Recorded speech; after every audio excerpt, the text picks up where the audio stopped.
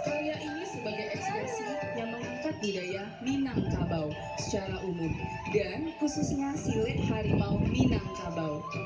Filosofi dalam pertunjukan silet harimau Minangkabau didasarkan kepada kearifan ungkapan alam takambah jadi guru.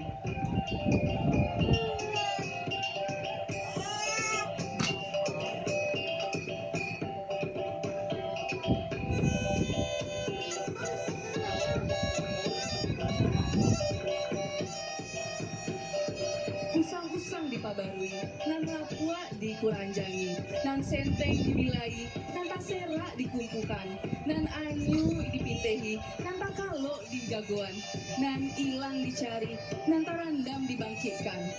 Managa marawah Minangkabau, manurui alun nanjo patut, tigo tugu sarajangan, tigo tali sapiring, adai basandi sara, syara basandi kitabuloh.